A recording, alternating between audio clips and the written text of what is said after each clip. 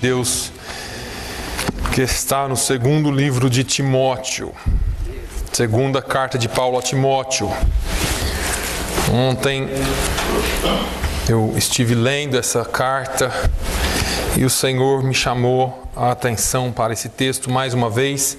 Nós já falamos isso aqui há algum tempo atrás, talvez alguns anos atrás, mas eu gostaria de chamar a sua atenção rapidamente para esse texto. Segunda carta de Paulo a Timóteo, no capítulo 3. Capítulo 3. Enquanto você encontra, eu vou tecer um comentário e depois a gente lê alguns versículos para vocês, ou para você que não sabe. Esta é a última carta do apóstolo Paulo enquanto vivo. Paulo havia sido preso. Durante 2 anos ele ficou preso, depois ele saiu e depois com o advento do incêndio em Roma provocado por Nero, onde uma grande parte da cidade foi queimada e a parte onde os cristãos moravam, a maioria dos cristãos moravam, não foi queimada e Nero colocou a culpa nos cristãos e houve uma grande chacina, uma grande mortandade e acredita-se que foi aí que Paulo então foi morto. Mas quando Paulo escreve essa carta, ele está na cadeia, ele está preso. É interessante que ele ficou preso durante 2 anos e tinha turnos de guardas cuidando de Paulo. Eram 16.000 guardas pretorianos, a guarda imperial, a guarda de elite do palácio. E os guardas ficaram ali fazendo turnos. E nesses 2 anos ele disse que falou de Jesus para toda a guarda pretoriana. Aleluia! Só tinha uma coisa a fazer, falar de Jesus. Então ele falava de Jesus para os guardas. E ele evangelizou toda a guarda. Se Paulo não estivesse preso, com certeza ele não entraria no palácio para pregar. Mas preso, ele evangelizou toda a guarda pretoriana. Então, Deus tem seus caminhos. Mas eu fico imaginando aqui Paulo. Eu já falei para os irmãos. O que você pensa ou o que você escreve quando você está para morrer? O que passa na sua cabeça sabendo que você vai morrer? Paulo está preso, sabendo que vai morrer, ele fala para Timóteo: olha, eu já estou sendo entregue.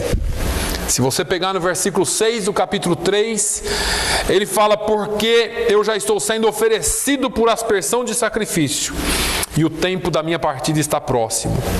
Ele sabia que ia morrer, mas ele começa escrevendo a carta a Timóteo, essa segunda carta agora, lembrando Timóteo de quem ele era, lembrando da imposição de mãos que havia sido feita a Timóteo e como Deus o havia separado para o ministério, como Deus o havia chamado para uma vida pura. E ele diz assim no capítulo 1, no versículo 6: porque por este motivo te lembro que despertes o dom de Deus que há em ti, ou que existe em ti, pela imposição das minhas mãos.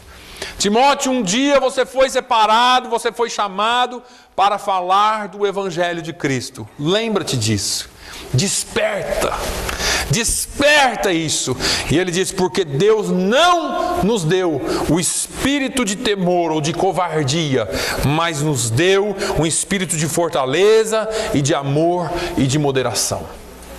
Se eu fosse parar aqui para falar com você sobre esses versículos, eu iria dizer para você assim: um dia Deus te chamou, um dia Deus te resgatou, um dia Deus te trouxe, um dia Deus te abraçou, te aceitou, te chamou pelo nome, amou você. Já foi lido aqui hoje que Ele entregou-se a si mesmo em seu favor. Ele se deu, Ele se entregou, Ele foi à cruz. Ninguém o levou à cruz, Jesus foi à cruz. Aleluia. E se entregou para que você tivesse vida. A Bíblia diz que pelas pisaduras, pelos machucados, pelas dores dele, eu e você fomos sarados. Glória a Deus. O castigo que nos traz a paz estava sobre ele naquele dia. Ele entregou a sua vida por mim e por você. E Paulo vem falando a Timóteo: olha, lembra, Timóteo, existe um dom de Deus em você, o Espírito Santo habita em você. O Espírito Santo de Deus está em você. Eu impus as mãos. Você foi chamado para ser um campeão, para falar das obras do Senhor ao mundo. Timóteo estava meio tímido. Paulo talvez tivesse ouvido a notícia de que Timóteo estava meio assustado com os mais velhos, os anciãos da igreja. E Paulo diz assim: olha, Deus não te deu o espírito de temor. Deus te deu um espírito de fortaleza. Deus te deu um espírito de amor. E Deus te deu um espírito de moderação. Aleluia. Timóteo, não pare por causa dos outros. Não pare porque aquele seu irmão do lado não quer glorificar. Não pare de falar porque o seu irmão do lado não quer fazer. Se você tiver que ir sozinho, vá, porque Deus te chamou para isso. Glória a Deus. Aleluia. E aí ele fala no versículo 13 do capítulo 1, diz: conserva o modelo das sãs palavras que de mim tens ouvido, na fé e no amor que há em Cristo Jesus. Guarda o bom depósito pelo Espírito Santo que habita em nós. Timóteo, não deixa que as coisas que vêm do mundo te influenciem. Não deixe que as coisas que estão acontecendo em volta de você te influenciem. Guarda você, conserva o modelo das sãs palavras. Você precisa conservar o que está aqui. Você não pode ouvir filosofias vãs, você não pode ouvir o que as pessoas estão dizendo aí fora, você não pode ouvir que isso aqui não tem valor. Guarda a palavra, guarda o depósito que um dia você recebeu de mim. Aleluia. Guarda o depósito que um dia eu passei para você. Você tem o Espírito Santo de Deus. Não se deixe influenciar pelas coisas que vêm de fora. Versículo 2 do capítulo 2: e o que de mim entre muitas testemunhas ouviste, confia-o a homens fiéis que sejam idôneos para que também ensinem, ou para também ensinarem a outros. Veja, você recebeu de mim, Paulo, você recebeu, Timóteo, você vai ensinar homens idôneos que vai ensinar outros. Ele está falando de 4 gerações aqui. Você não é o fim. Você não é o fim. Ah, pastor, eu sou crente, vou para o céu, isso que importa. Não. Tem vidas a serem alcançadas. Tem homens idôneos a serem ensinados, que vão ensinar a outros. Quem são aqueles que você está ensinando? Onde é que essa palavra está se cumprindo na sua vida? Como está, ou como você ensinou os seus filhos? Qual é a semente que você tem plantado na vida da tua família?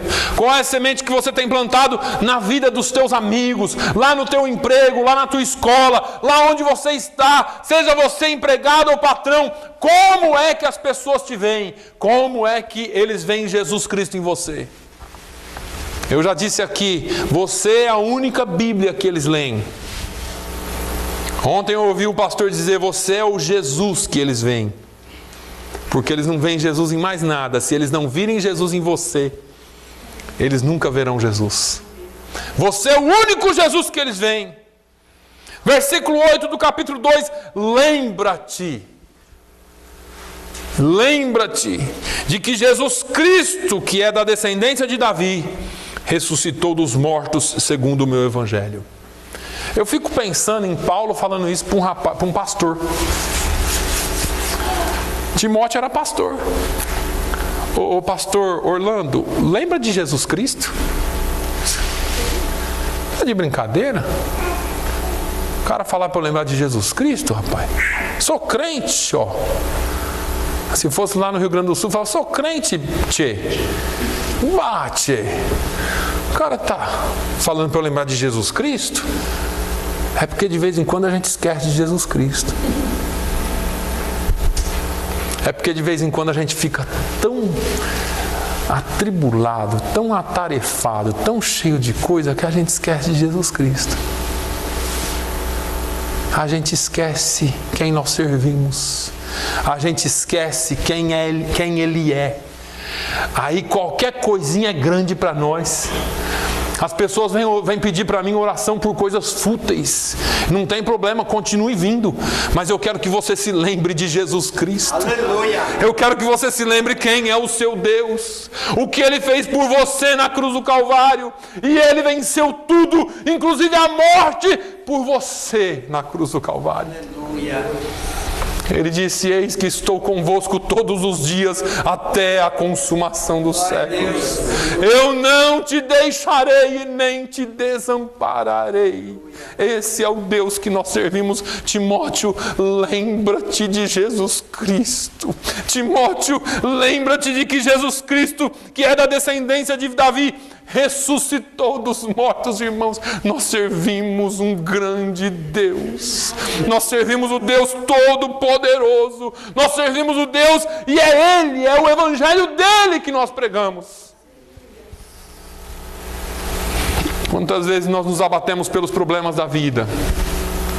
Quantas vezes nós estamos sendo atribulados por alguma coisa e esquecemos que nós temos um nome que é sobre todo nome, e é o nome de Jesus. Toda língua, todo joelho se dobrará, e toda língua confessará que Jesus Cristo é o Senhor, para a glória de Deus Pai. Ah, pastor, é que o senhor não sabe a perseguição que eu estou vivendo. Ah, é porque aqueles que te perseguem não conhecem o Jesus que você serve.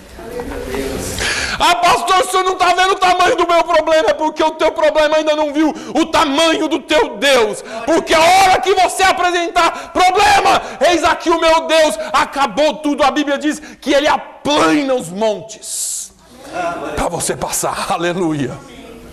Não tem dificuldade para o nosso Deus. Lembra-te de que Jesus Cristo, que é da descendência de Davi, ressuscitou dos mortos segundo o meu Evangelho. Ele está vivo. Nós já cantamos aqui hoje: a morte não pôde detê-lo. A terra estremeceu e Ele ressuscitou. Aleluia. Ele vive para sempre. Aleluia. Glória a Deus.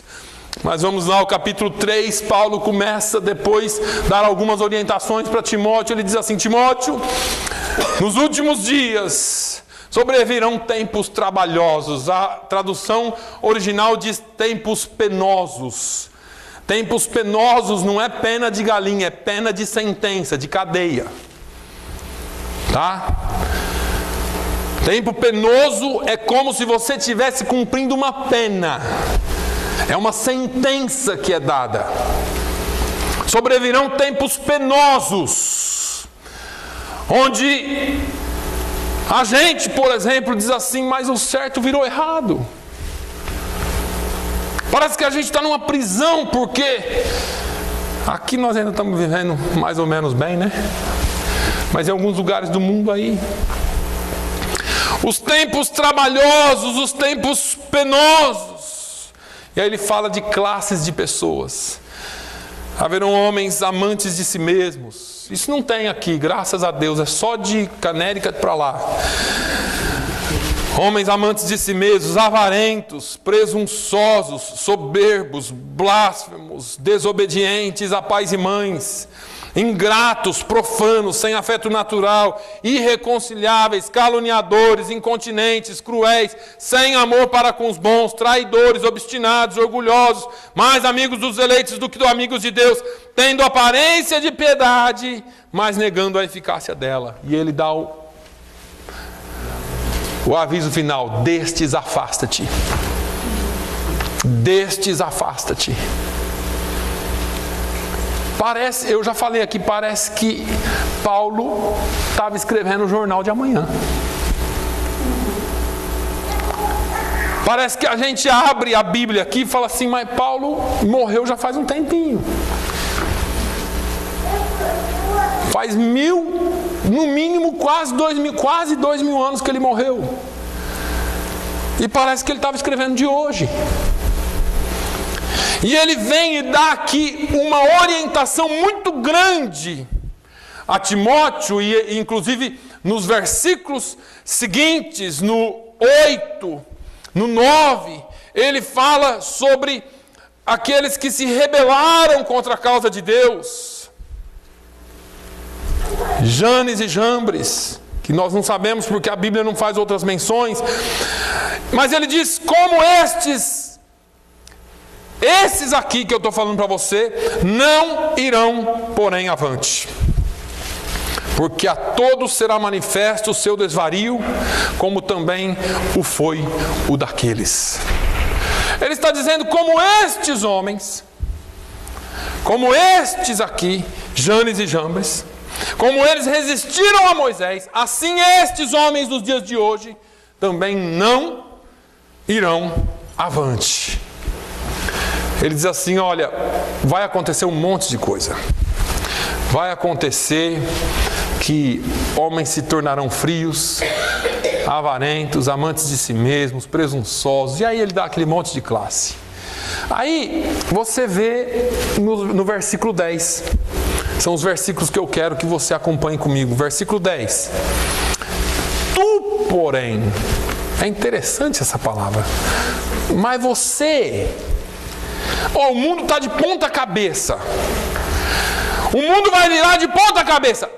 Tu, porém, mas você, Timóteo, mas você, igreja, tem seguido a minha doutrina, meu modo de viver, intenção, fé, longanimidade, amor, paciência, perseguições e aflições, tais quais as que me aconteceram. Ele fala de Antioquia, de Listra e outros lugares, Icônio. Mas ele fala assim, o mundo pode virar de ponta cabeça, você não. Você precisa seguir o meu exemplo. Você tem seguido, mas você precisa continuar seguindo.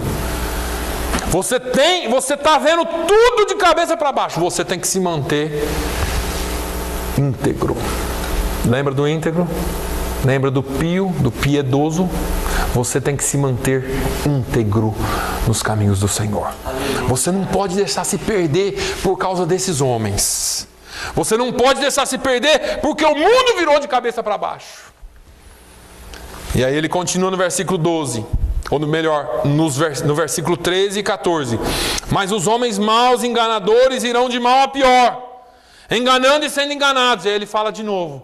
Mas você, Timóteo, você, porém, tu, porém, permanece naquilo que aprendeste e que foste inteirado, sabendo de quem o tens aprendido. Aqui fala de novo de um treinamento geracional, ou de gerações. Paulo fala assim, Timóteo, essa classe de homens que se dizem piedosos e não são, eles negam a eficácia da piedade, da inteireza, da integridade. Eles negam, eles falam que são íntegros, mas não são. Eles negam isso. Esses homens, eles irão de mal a pior. Eles não se sustentarão. Você tem seguido o meu modo de viver, você tem seguido o meu exemplo, você tem seguido o evangelho, a intenção, fé, longanimidade, amor, tudo você tem seguido. Esses homens, eles irão de mal a pior, enganando e sendo enganados. Agora, Timóteo, você não. Você permanece naquilo que você aprendeu e que foi inteirado, sabendo de quem o tens aprendido. De quem que Timóteo aprendeu? Paulo treinou Timóteo, mas de quem que Timóteo aprendeu? Quem foi a semente? A mãe e a avó. A mãe e a avó. Pastor, meu filho está perdido, minha filha está perdida, não sei o que fazer. Que semente você plantou lá? Qual é a semente que você plantou? Porque dependendo da semente que você plantou, esse fruto não vai ser bom. Mas se você plantou a semente certa, uma hora ela vai brotar. E quando ela brotar, dará fruto. Vai crescer, vai dar fruto. Porque, irmãos, eu já falei aqui, a Bíblia tem promessa para nós. A Bíblia tem promessa para os nossos filhos. A Bíblia tem promessa para os nossos netos. Depende tudo da semente que você colocou lá. Se você colocou a semente correta, o Timóteo ele estava meio desanimado, estava meio enfraquecido, estava tímido, estava com medo, mas ele tinha semente. Paulo chama a atenção dele e fala assim: olha, permanece naquilo que você aprendeu e que foi inteirado sabendo de quem você aprendeu. E aí no capítulo 4, versículo 1, Paulo não mais pede, agora ele implora. Ele diz: conjuro-te, pelo amor de Deus, diante do nosso Senhor Jesus Cristo, que há de julgar os vivos e os mortos, na sua vinda e no seu reino. Aí agora é para a igreja. Pregues a palavra, instes a tempo e fora de tempo, redarguas, repreendas, exortes com toda a longanimidade e doutrina. Vocês precisam, Timóteos, saber o que vocês aprenderam e colocar isso em prática, viver isso no exemplo, na vida, modo de viver. Mas mais do que isso, eu quero que vocês, pelo amor de Deus, voltem a falar de Jesus onde vocês estiverem. Instes a tempo e fora de tempo. Exorte, redargua, fala, repreenda, exorte. Faz o que você precisar fazer com longanimidade. Tenha paciência. Você não muda as coisas da noite para o dia. Longanimidade. Tenha longanimidade, mas mantém-se dentro da doutrina. Sabe o que é doutrina aqui? É a irmã não poder usar calça? Não. São os princípios da palavra de Deus. Os princípios da palavra de Deus não podem ser mudados. Você pode ter paciência. Eu estou evangelizando o Felipe, ou o Rafael. Só estou dando um exemplo. Estou evangelizando o Rafael. Falo com ele hoje, falo com ele amanhã, falo com ele amanhã. Amanhã o Rafael está lá enchendo a cara e eu estou falando: Rafael, Jesus te ama, tal. E levando ele, conversando com ele. Aí uma hora eu falo: enchi o saco do Rafael, não quero mais nem saber dele. Irmãos, pelo amor de Deus, não faça isso. Paulo está falando exatamente o contrário. Tenha paciência. Irmãos, as pessoas estão presas nas garras de Satanás. E você é agente de Deus para liberá-las, para quebrar as correntes, para libertar essas pessoas. Você não pode perder a paciência com o mundo. Não aguento mais, pastor, meu vizinho. Não aguento mais minha vizinha. Falei. E é a mesma tranqueira de sempre. Nada disso. Você vai continuar falando, exortando, mantendo os princípios, falando de Jesus, falando e redarguindo e exortando e dizendo. Uma hora acontece o que a palavra é. A palavra de Deus é martelo que esmiuça a penha. Aleluia. Quando você mantém a palavra, ela é a palavra poderosa para esmiuçar a penha. Ela bate. Chega uma hora que a pessoa não aguenta. E aí ela vem, ou ela vem porque ela quebrou, ou ela vem só porque ela fala: não aguento mais esse sujeito na minha casa. Eu vou lá, e quando ela vem aqui, o Senhor faz a obra na vida dela. Glória a Deus, porque você continuou fazendo. E ele fala: mas por que você tem que fazer isso, Timóteo?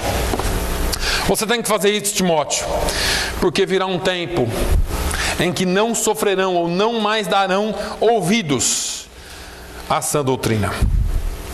Eles vão colocar um tapão no ouvido e amontoarão para si doutores conforme suas próprias concupiscências. Ou seja, eu vou ouvir quem eu quero ouvir porque me agrada. Eu vou na igreja, eu venho nessa igreja aqui para quê? Só para ouvir o pastor lenha nas minhas costas?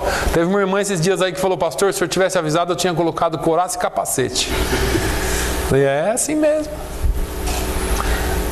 Mas irmãos, eu tenho a igreja da esquina, que Jesus me dá a vitória sem eu precisar mudar de vida. Para que eu vou vir nessa? Porque eu tenho que mudar de vida, me adequar aos parâmetros bíblicos. Tenho que andar de acordo com o que a palavra de Deus manda. Por que eu vou estar num lugar onde me exige demais, se eu posso estar ouvindo e sendo agradado num lugar que não me exige nada? Eu vou lá, inclusive eu dou meu dízimo, viu, pastor? Não, você paga ingresso. Porque se não tem mudança, você só está indo mais um show. Agora, quando a palavra provoca mudança, aí você faz as coisas para Deus com alegria. Aí a sua vida é transformada. Aí você vai saindo lá do monturo e Deus vai te levando para te assentar junto aos príncipes. Aleluia. Aleluia. O Senhor quer mudar a sua vida. Não adianta ficar ouvindo coisinha, historinha de caronchinha, não. Você tem que ouvir a palavra. Paulo foi muito direto com Timóteo. Pregues a palavra. Instes a tempo e fora de tempo. Redarguas. Ele está falando, olha Timóteo, se preciso for, mostre, discuta a palavra. Não precisa brigar, mas mostre a verdade. Repreenda. Exorte. Com toda a longanimidade e doutrina. Agora Timóteo era pastor de igreja, irmãos. Paulo estava dando instrução para ele aqui de como ele deveria tratar a igreja. Então não chore, não reclama quando a palavra vier através do púlpito para você, te exortando, te falando a verdade que você precisa ouvir. Porque é a palavra de Deus. É ela que te conhece. Eu não sei, com algumas exceções que eu conheço um pouquinho mais, de vocês eu não conheço quase nada. Agora de vez em quando a palavra vai entrar aí. Lá, alguém já foi fofocar da minha vida para o pastor. Tá vendo? Não foi, irmão, pelo amor de Deus. O Senhor é quem te conhece. Ele usa a palavra dele para corrigir a sua vida. E se você sentiu, é sinal que você está vivo. Doeu é porque está vivo. Morto não sente mais nada. E se está doendo, a Bíblia diz que o pai corrige o filho que ama. Então mude. Ó Jesus, me ajuda, eu não estou conseguindo. Aí lá embaixo, no versículo 5 de novo, Paulo vem e fala para Timóteo. Timóteo, mas tu, sê sóbrio em tudo, sofre as aflições, faze a obra de um bom evangelista ou de um evangelista e cumpre o teu ministério. Deixa eu perguntar uma coisa para você. Você tem cumprido o ministério que Deus tem na sua vida? Ah não, pastor, esse negócio de ministério é só para pastor mesmo. Não, senhores. Deus tem uma chamada e um propósito na vida de cada um de nós aqui. Aleluia. E muitos de nós temos virado as costas para o ministério que Deus nos chamou a fazer. A Bíblia, a palavra de Deus está te dizendo hoje, tu sê sóbrio.